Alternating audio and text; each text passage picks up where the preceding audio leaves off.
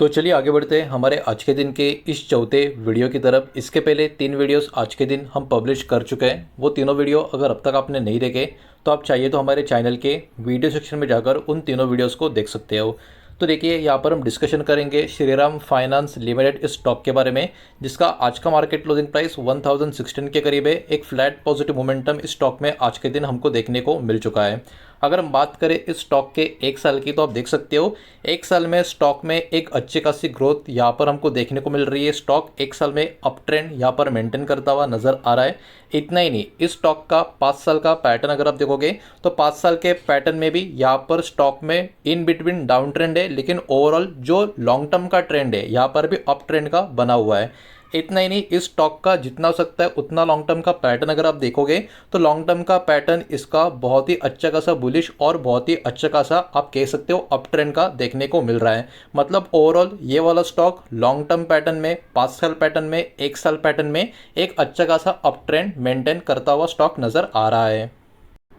आप देखिए थोड़ा सा आगे बढ़ते हैं और सबसे पहले इस कंपनी का शेयर होल्डिंग पैटर्न जो है उसको ज़रा यहाँ पर हम देखेंगे, बिकॉज इस कंपनी का जो पैटर्न है वो काफ़ी इंटरेस्टिंग यहाँ पर आपको नज़र आएगा। और इस पैटर्न में कौन कौन है, प्रमोटर, एफआईएस, डीआईएस और पब्लिक। ठीक है, तो प्रमोटर, एफआई, डीआईएस और पब्लिक का जो डेटा यहाँ पर अवेलेबल है काफ़ी इंटरेस्टिंग है। और जैसे कि यहाँ पर आप देख सकते हो अप्रैल 2026 का एकदम लेटेस्ट डेटा जो यहाँ पर अपडेट हो चुका है वही यहाँ पर मैं आपके सामने प्रेजेंट करने वाला हूँ। तो देखिए सबसे पहले प्रमोटर्स की बात करते हैं। प्रमोटर्स की पिछले कुछ क्वार्टर से आप देख सकते हो होल्डिंग मेंटेन नजर आ रही थी 25.38% के आसपास की, लेकिन अप्रैल 2026 के क्वार्टर में प्रमोटर की होल्डिंग आप देख सकते हो 20.30% के करीब यहाँ पर आपको देखने को मिल रही है। मतलब प्रमोटर की होल्डिंग में क्या है, प्रमोटर की होल्डिंग में ड्रॉप आपको नजर आ रहा है।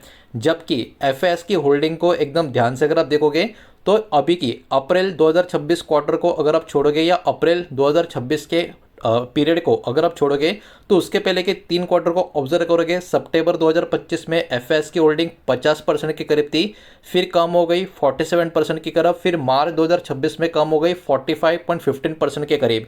लेकिन मार्च क्वार्टर खत्म होने के बाद अप्रैल 2026 का जो लेटेस्ट डेटा है वो तो इंडिकेट कर रहा है यहाँ पर एफएस की होल्डिंग अभी बहुत ज़्यादा बढ़ती हुई हमको नज़र आ रही है। मतलब एफएस ने यहाँ पर एक बहुत ही बड़ा स्टेक यहाँ पर खरीद लिया है।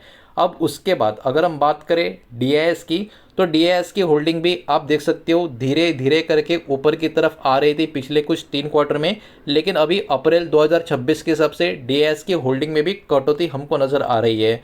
और पब्लिक होल्डिंग भी जो 6% के आसपास नज़र आ रही थी वो भी कम होकर 5% के नीचे जा चुकी है। मतलब क्या, मतलब यहाँ पर हमको एक चीज़ नज़र आ रही है कि इस कंपनी के जो प्रमोटर है, इस कंपनी के जो इन्वेस्टर है डीआईएस, और यहाँ पर जो पब्लिक है वो अपना माल यहाँ पर बेचते हुए नजर आएंगे। जबकि एफएस इस स्टॉक में अप्रैल 2026 के डेटा के हिसाब से कहीं ना कहीं अपना स्टेक खरीदते हुए हमको नज़र आ रहे हैं। अब चलिए आगे बढ़ते हैं और जो इम्पोर्टेंट खबर आज के दिन इस कंपनी के बारे में जो निकल कर आ रही है, कंपनी के क्वार्टर्स के नंबर जो काफ़ी बढ़िया आपको नजर आएंगे वो यहाँ पर हम एक एक करके देखेंगे। लेकिन वीडियो को प्लीज़ लाइक कर देना, वीडियो को शेयर कर देना। पहली बार चैनल पे आ चुके हो तो चैनल को भी सब्सक्राइब ज़रूर करना। तो देखिए यहाँ पर कंपनी के मार्च क्वार्टर के क्वार्टरली रिजल्ट्स यानी नंबर आ चुके हैं। कंपनी के ओवरव्यू की बात करें तो देखिए आपको पता होगा, लेकिन एकदम शॉर्ट में आपको बता देता हूँ। श्रीराम फाइनेंस जो है ये एक एनबीएफसी फर्म आपको देखने को मिलेगी, कंपनी आपको देखने को मिलेगी। मतलब नॉन बैंकिंग फाइनेंशियल कंपनीज को बोला जाता है, जो BSE 100 इंडेक्स का हिस्सा भी आपको नज़र आती है। अब सबसे पहले इस कंपनी के जो नंबर्स आ चुके हैं उसको ज़रा शांति से यहाँ पर हम देखने की कोशिश करेंगे। कंपनी का जो प्रॉफिट का ग्रोथ है वो कैसा है, 1 साल के हिसाब से कंपनी का जो प्रॉफिट है वो बढ़ चुका है 41% के हिसाब से। तो याद रखना 1 साल में 41% की जंप कंपनी के प्रॉफिट में होते हुए हमको यहाँ पर नज़र आ रही है। कंपनी का प्रॉफिट 2140 करोड़ से 3014 करोड़ के करीब पहुंचता हुआ हमको देखने को मिल रहा है। तो एक बहुत ही बड़ी ग्रोथ जो है कंपनी के प्रॉफिट में हमको नज़र आ रही है। ये शो करता है कंपनी का मजबूत अर्निंग ग्रोथ यहाँ पर देखने को मिल रहा है। अगर आप इसको कंपेयर करोगे पिछले साल से तो कहीं ना कहीं ये एक पॉजिटिव नंबर आपको नज़र आएगा। उसके बाद NII यानी नेट इंटरेस्ट इनकम की अगर हम बात करें तो ये 21% के हिसाब से 1 साल के पीरियड में इंक्रीज होता हुआ आपको देखने को मिल रहा है। एनआईआई पहले 5,566 करोड़ के करीब का था, वो अभी 6,751 करोड़ के करीब पहुंचता हुआ आपको देखने को मिल रहा है। अगर आपको ये नहीं पता कि एनआईआई क्या होता है, तो ये डिफरेंस होता है between interest earn and interest paid. तो यहाँ पर जो नंबर है इंक्रीज होता हुआ आपको देखने को मिल रहा है एक साल के हिसाब से। नेक्स्ट असेट क्वालिटी की बात करते हैं, बिकॉज ये एक एनबीएफसी है, प्रॉफिट बढ़ गया, काफ़ी अच्छी बात है, लेकिन असेट क्वालिटी कैसी है ये भी देखना उतना ही इंपॉर्टेंट है। तो देखिए यहाँ पे थोड़ा सा ट्विस्ट आपको नजर आएगा। ग्रॉस एनपीए का नंबर अगर आप देखोगे तो इसमें हल्का सा इंक्रीज देखने को मिलेगा। अब जिनको बहुत नॉलेज नहीं है, जो मार्केट में नए नए हैं, वो बोलेंगे अरे इंक्रीज है मतलब अच्छा है, तो बिल्कुल नहीं। जो एनपीए होता है वो कम होना चाहिए, लेकिन यहाँ पर अच्छी बात यह है कि इंक्रीज हुआ है, लेकिन बहुत बड़ा नहीं हुआ है। 4.5% का आपको नजर आएगा, पहले 4.54% का था। मतलब कोई बहुत बड़ी बढ़ोतरी कंपनी के ग्रॉस एनपीए में आपको देखने को नहीं मिलेगी।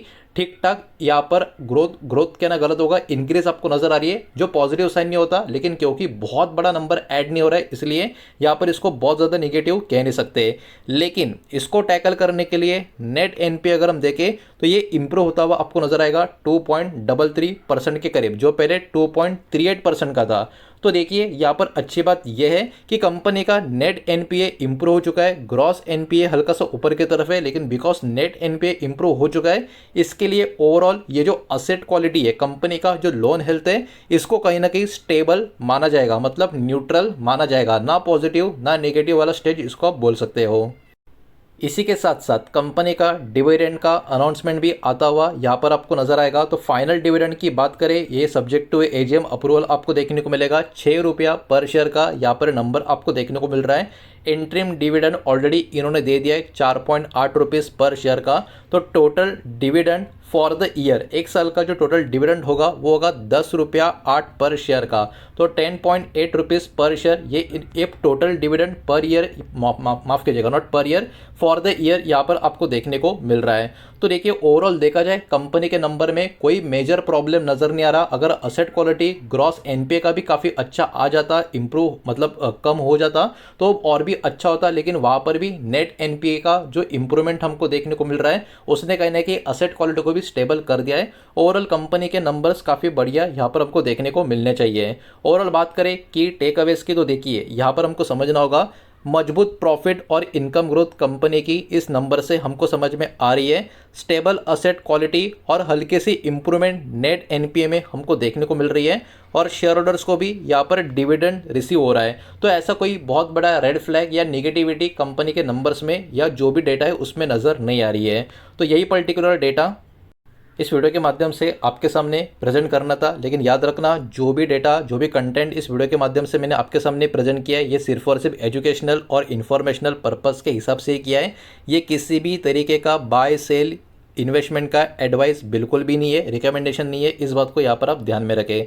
उम्मीद करता हूँ वीडियो समझ आया होगा, पसंद आया होगा तो वीडियो को लाइक करें, दोस्तों से शेयर करें। पहली बार चैनल पे आ चुके हो तो सब्सक्राइब भी कर देना, और कोई भी स्टॉक में निवेश करने से पहले खुद की स्टडी रिसर्च जरूर करें, फाइनेंशियल एडवाइजर की सलाह जरूर ले। मिलते हैं नेक्स्ट वीडियो में, धन्यवाद।